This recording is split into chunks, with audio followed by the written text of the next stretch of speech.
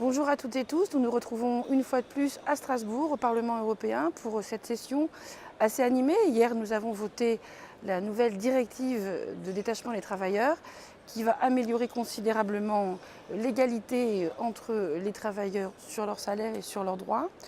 Nous sommes aussi confrontés à une situation difficile après des élections en Italie qui font beaucoup de remous, mais qui surtout ont exprimé que ce pays, qui était parmi les plus européens de l'Union, vient lui aussi de voter pour une majorité anti-européenne.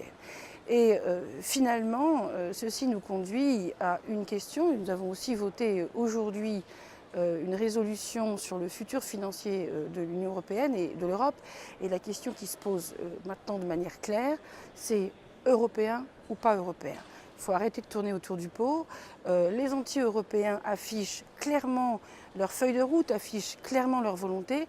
Les Européens, les pro-européens, eux, sont dans la confusion et surtout avec la proposition de la Commission sur le futur financier de l'Union européenne montre qu'une fois de plus, nous sommes dans l'hésitation, dans la demi-mesure, dans le doute. Cette proposition sur le futur de l'Union européenne est un pur scandale. D'abord parce qu'elle est ridiculement basse. La réalité, c'est 1,08 du RNB, ce qui est vraiment très très bas, inférieur à ce qu'elle était pendant la période 2014-2020. Donc on recule encore sur le budget.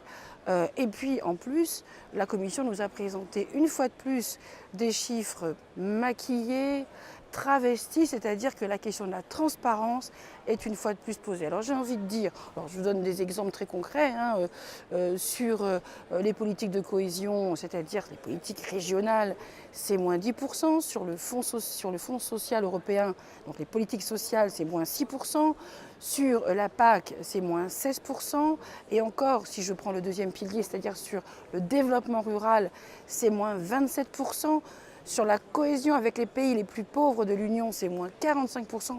Tout ça est vraiment dramatique, c'est la fin, ou en tout cas, on avance vers des politiques de plus en plus sécuritaires et de défense au détriment de tous les programmes de solidarité. La résolution votée par le Parlement aujourd'hui est une résolution qui dit clairement non à la proposition de la Commission, qui réaffirme sa volonté d'une véritable Europe avec un véritable budget. La bataille ne fait que commencer, mais elle est déjà âprement engagée. Merci.